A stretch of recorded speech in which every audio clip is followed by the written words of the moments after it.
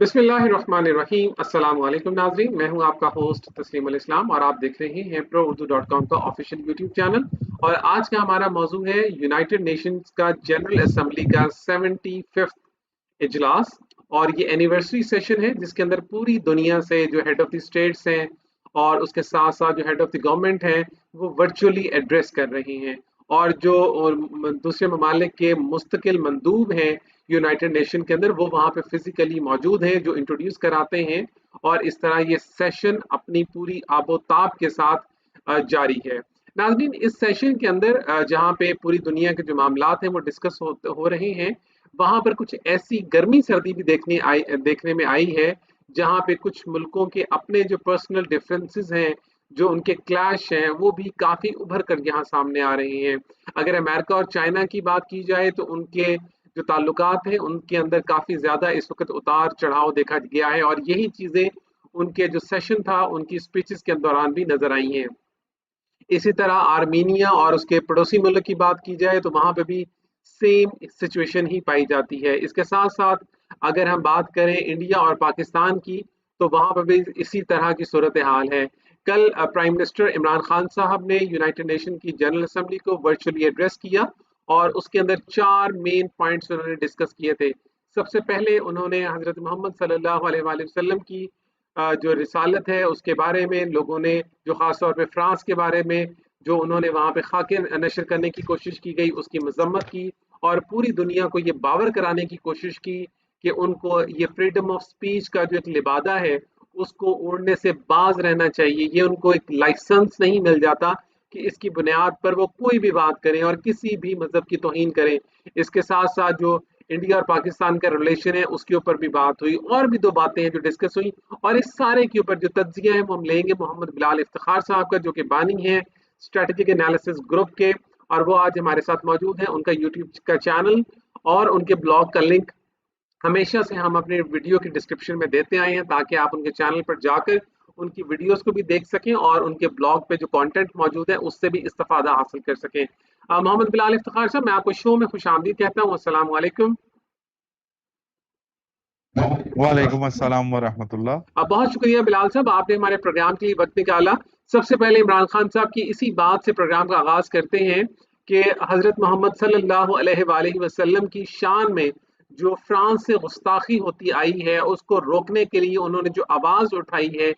इस फोरम पे, पिछले साल भी उन्होंने फोरम पे आवाज उठाई थी, इस साल भी उठाई थी। इसको आप किस तरह से देखते हैं? और जो पूरी दुनिया के लोग इस मैसेज को देख रहे हैं, यकीनन उनके दिल पे इसका कोई ना कोई असर तो होगा। और खास तौर पे ये फरमाइएगा कि यूएनजीए का जो ये वाला सेशन है, क्या वो इतने पावरफुल हैं कि इसके ऊपर वो कोई एक्शन ले सकें और फ्रांस जैसा मुल्क जो इस तरह की गलती को बार बार दोहरा रहा है उसका कुछ सद्देबाब के लिए कुछ काम वो कर सके?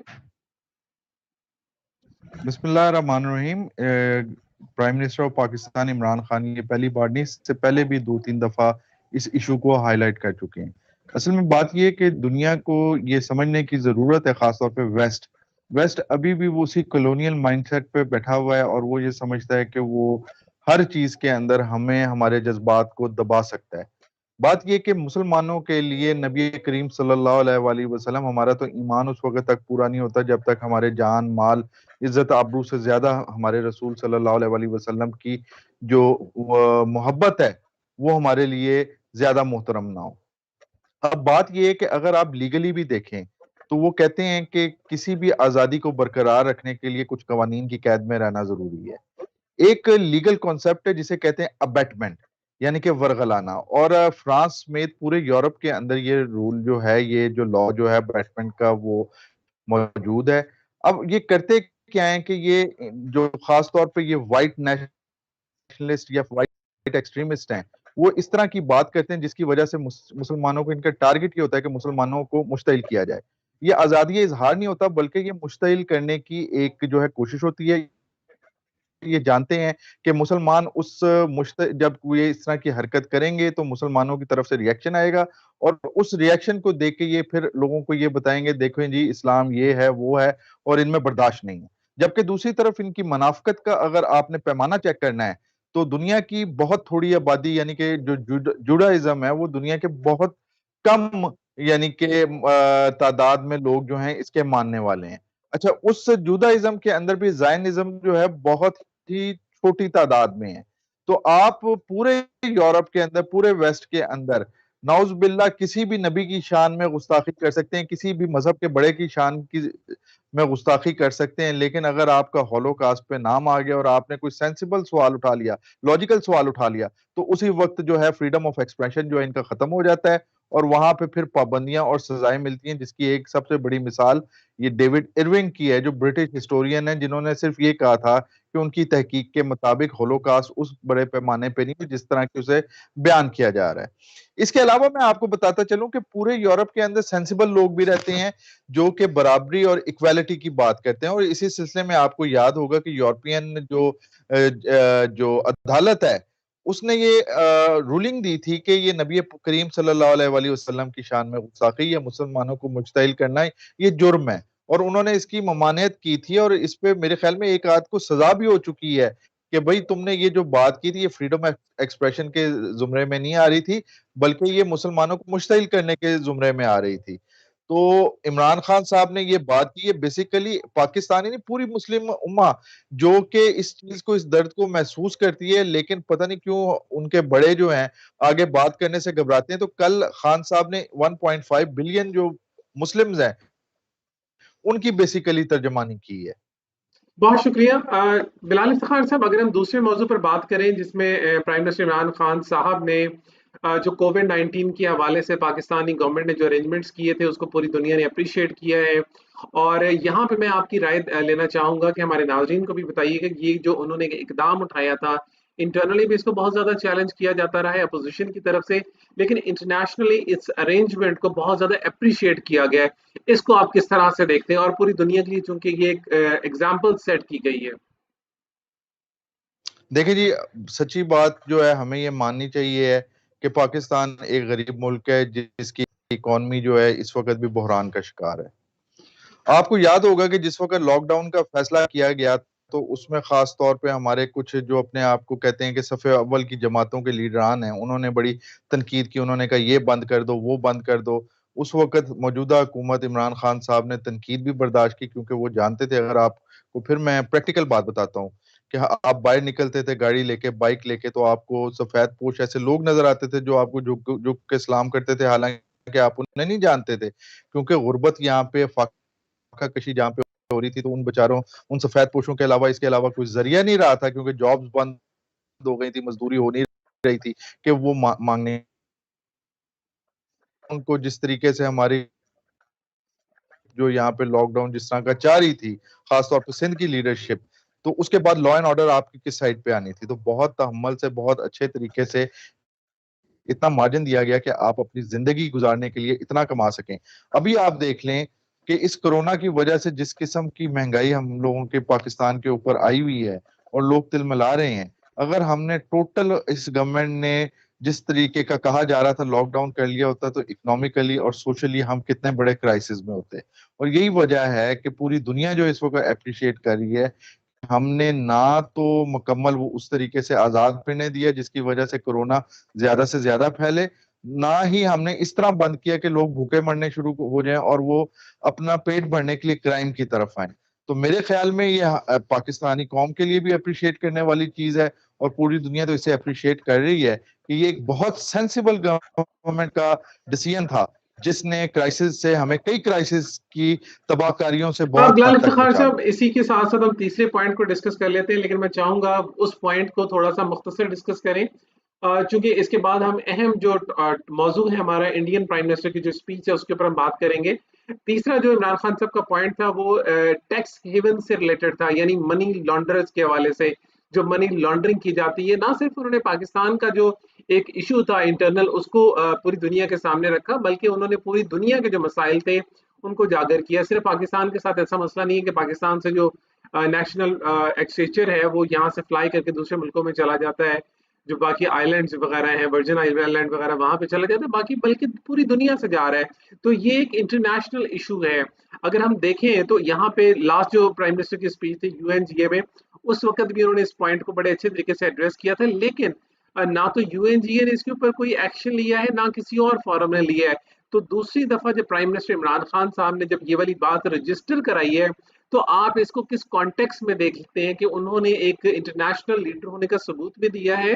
اور اس کے ساتھ ساتھ کیا آپ انٹرنیشنل کمیونٹی اس کے بارے میں تھوڑا سیریسلی سوچے گی کہ اس کے اوپر انہوں نے ایکشن لینا چاہیے؟ دیکھیں جی، میں آپ کو ایک بات بتاؤں، تھرڈ ورلڈ کی کرپشن کی سب سے بڑی بینیفیشری جو ہے وہ ویسٹ ہے،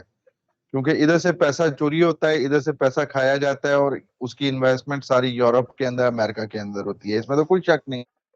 ٹھیک ہے، آج وہ اسی سے ملتا جلتا جو ہے وہ منی لانڈرنگ کا جو انڈیا کا بہت بڑا جو سکینڈل سامنے آیا ہے، اسی طریقے سے آپ دیکھ لیں پاکستان کے اوپر بھی ایف اے ٹی ایف کی جب یہ بات کرتے ہیں کہ جی منی لانڈرنگ ہو رہی ہے، تو بھائی منی لانڈر ہو کے ادھر سے اگر باہر جا رہا ہے یا باہر سے ادھر آ رہا ہے تو اس میں آپ دیکھیں بینیفٹ کس کی اکانومی کو ہو رہا ہے۔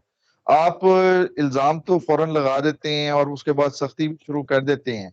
لیکن آپ کم سے کم جو آپ کے اپنے لوپ ہولز ہیں ان کے لیے آپ کیا کر رہے ہیں؟ ٹھیک ہے، ٹیرر فائنینسنگ ہو رہی ہے، یوں فیل ہو رہا ہے کہ جس طریقے سے یہ اب یہ تمام ٹولز جو ہیں پاکستان جیسے ممالک جن کی ایک جغرافیکل امپورٹنس بھی ہے کرنے کے لیے آپ نے یہ ٹولز نکال لی ہیں، اور جبکہ ابھی آپ نے خود بتایا کہ ورجن آئیلینڈز، پاناما لیکس، اس کے علاوہ کافی لیکس ابھی آ چکی ہیں، اس سب کا پیسہ جو ہے یہ سارا پیسہ بینیفیشری کہیں اور بیٹھے ہوئے انویسٹ کہیں اور ہو رہا ہے، فائدہ کسی اور کو پہنچ رہا ہے۔ بلال افتخار مایا صاحب، وہ بھی بالکل لاجیکل تھا۔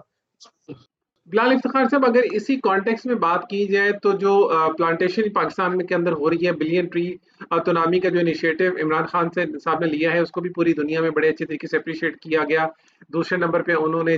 جو منی لانڈرنگ کا ایشو تھا اس کو انہوں نے ریز کیا۔ تیسرے نمبر پہ انہوں نے کشمیر کے اندر جو انڈین ایٹراسٹیز ہیں اس کو انہوں نے بڑے اچھے طریقے سے ہائی لائٹ کیا، اور انڈیا کے اندر جو ایک سوچ پنپ رہی ہے جس کو ہندواتوا اور اس کے ساتھ ساتھ جو بی جے پی کی اپنی سوچ ہے اس کو انہوں نے بتایا کہ انٹرنیشنل کمیونٹی کے اوپر اس کے کیا اثرات ہیں، ان ساری چیزوں کو دیکھنے چاہیے۔ تینوں باتیں انہوں نے انٹرنیشنل لیول کی ہیں، اور جو چوتھی بات حضرت محمد صلی اللہ علیہ وآلہ وسلم سے ریلیٹڈ تھی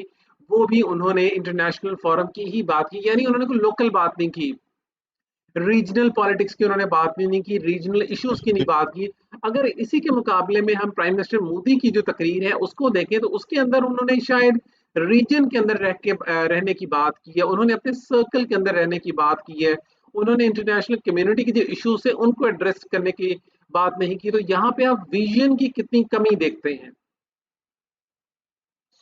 دیکھیں جی، مودی صاحب کے پاس کہنے کے لیے کیا تھا؟ ان کے پاس کچھ نہیں تھا، اس دفعہ کچھ بھی نہیں تھا۔ پاکستان پہ وہ الزام لگاتے تو لوگوں نے بات کرنی تھی کہ بھائی جو آپ خود کشمیر میں کر رہے ہو وہ کیا ہے؟ ٹھیک ہے، اگر وہ کسی اور، انہوں کا آج کا مکمل رونا یہ تھا کہ ہم یو این کے اندر یہ کر رہے ہیں، ہمارے ساتھ صحیح طریقے سے ٹریٹمنٹ نہیں کی جا رہی، ہمیں بھی یو این ایس سی کا ممبر بنایا تھا، تو بھائی آپ کو بنا دیتے ہیں۔ آپ مجھے بتائیں کون سا آپ کا ہمسایہ مشرق مغرب شمال جنوب میں ایسا ہے جو آپ سے خوش ہو؟ سوائے مالدیپ ہو گئے یا بھوٹان کے، باقی سب تو آپ کی باتوں کو ناپسند کر رہے ہیں۔ آپ کے اپنے ملک کے اندر جو حالات چل رہے ہیں، جس قسم کے انٹرنیشنل لاء کی آپ دھجیاں بکھیر رہے ہیں کشمیر کے اندر، تو آپ کس منہ سے کیا بولیں گے؟ آپ ہمدردی حاصل کرنا چاہتے ہیں جو لداخ میں ہوا، تو لداخ کے اندر جو کچھ ہوا وہ آپ کے پچھلے سال کے غلط ڈیسیژن کا ہی نتیجہ ہے، جو آپ نے ایک ظالمانہ ڈیسیژن لیا۔ تو مودی صاحب کی اگر آج کی آپ تقریر کا مجھ سے پوچھیں تو میں یہ کہوں گا کہ وہ ایک ہارے ہوئے بندے کی بڑی باتیں تھیں، جس کی ایز سچ اس کے اندر کوئی ایسا سبسٹنس نہیں تھا جس کو دیکھ کے کسی بھی جگہ پہ اس کو کہا جائے کہ اپریشیٹ کیا جائے کہ بہت بڑی باتیں کریں۔ یو این او میں جی ہم سب سے زیادہ فوج بھیجتے ہیں، تو بھائی مفت میں تو نہیں بھیج رہے نا، پیسہ بھی وہاں سے آپ کو آ رہا ہے، اور اچھا خاصا پیسہ آ رہا ہے، جو آپ کے خود جو حالات اس وقت چل رہے ہیں تو ایک ایک روپیہ آپ کے لیے قیمتی ہے۔ تو بات یہ ہے کہ ایسا فیل ہوا کہ شاید انڈیا بھی اب خود مودی صاحب کو بھی یہ سمجھ آنی شروع ہو گئی ہے کہ جو معاملات وہ کر گئے ہیں اس کی وجہ سے اتنا نقصان آپ کا جو ہے، یہ کیا نام ہے، کرونا نہیں قابو آ رہا ابھی اس دور میں، آج کے دن بھی جو ہے 80,000 سے زیادہ بندے جو ہیں آپ کے پیشنٹ جو ہیں وہ ڈسکور ہوئے ہیں، یعنی کہ وہ سامنے آئے ہیں، تو حالات تو بہت برے ہیں، اور ایسے میں آپ خواب دیکھ رہے ہیں یو این ایس سی کے پرماننٹ ممبر کی، تو فار گاڈ سیک سر، وہ خدا کا خوف کر لیں، خدا کو نہیں مانتے اپنے بھگوان کے ہی خوف کر لیں، کوئی بات تو ریئلسٹک کریں نا آپ۔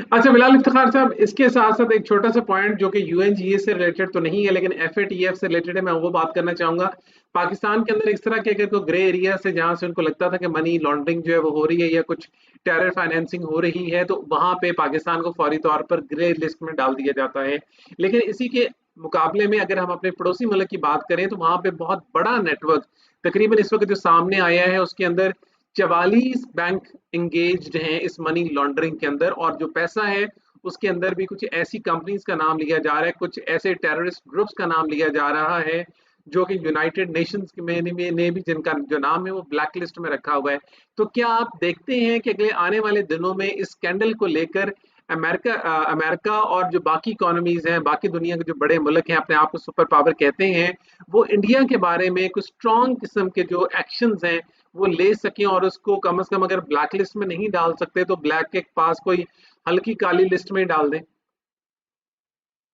मेरा नहीं ख्याल इसमें जो है हमें ये फायदा होगा कि इस केस को हम यानी कि ज्यादा बता के इसके ऊपर बात करके हमें एफएटीएफ में फायदा हो जाएगा। लेकिन अमेरिका आप जानते हैं उसकी पॉलिसी है इंडो पैसिफिक, जो पहले एशिया पैसिफिक होती थी, इंडो पैसिफिक इसीलिए बनाई कि इंडिया को वो साथ रखना चाह रहा है चाइना की कंटेनमेंट के लिए। तो मेरे ख्याल में लूप होल निकल जाएंगे। असल में इससे पहले भी मैंने यही आपके दूसरे क्वेश्चन में कहा था कि ये पाकिस्तान जैसे ममालिक को जो इनके हाथ से निकल रहे होते हैं या जिनको ये अपने बिल्कुल काबू में करना चाहते हैं, तो वहाँ पे एफएटीएफ भी आ जाता है, वहाँ पे मनी लॉन्ड्रिंग भी आ जाती है, वहाँ पे पनामा स्कैंडल जैसे भी जो है स्कैंडल्स निकाल दिए जाते हैं ताकि ये अपने काबू में रख सकें। और ये एक टूल है जिसको यूज किया जाता है। वरना जब ये स्कैंडल आया, और जहां तक मेरी मालूमात है ये शायद यूएन की अपनी रिपोर्ट है जिसके अंदर ये इस चीज का इंकशाफ हुआ सबसे पहले, तो अभी तक तो बहुत कुछ हो जाना चाहिए था। लेकिन अगर आप इंटरनेशनल मीडिया उठा के देख लें तो आपको ऐसा ऐसी खबर नहीं नजर आ रही। इसका मतलब ये है कि इंडिया के साथ फिर वही, जिस तरीके से आप जानते हैं पिछले साल धज्जियां उड़ा दी इंटरनेशनल लॉ की, कोई किसी किस्म की आपने कितनी देखी। अर्दवान साहब जो हैं उनका बयान आ गया, या पहले महातिर मोहम्मद का बयान आ गया, उसके अलावा कौन था जिसने खुल के बात की। मुफादात पे अपने चल रहे हैं, जो रूल ऑफ लॉ ये जिसे कहते हैं कि इंसानियत जो है वो आपको नजर नहीं आएगी। यहाँ पे सिर्फ अपने मुफादात के लिए इनकी मोरालिटी जो है वो एकदम सामने आ जाती है। जब वो अपने मुफाद नहीं होते तो मोरालिटी क्या है कौन जानता है। इंटरनेशनल सिस्टम तो ऐसा ही है जो खास तौर पे हमारे जो वेस्ट ने जो है हमें ईस्ट वालों को दिया है। बहुत शुक्रिया बिलाल इफ्तिखार साहब आपके इस तज्जिए का। नाजरीन, इसी तज्जिए के साथ मैं आपसे इजाजत चाहूंगा। अपने होस्ट तस्लीमुल इस्लाम और बिलाल इफ्तिखार साहब को इजाजत दीजिए। इंशाल्लाह बहुत जल्द आपकी खिदमत में अमेरिकन इलेक्शन के ऊपर एक डिटेल्ड प्रोग्राम लेकर हाजिर होंगे। तब तक के लिए अल्लाह हाफ़िज़।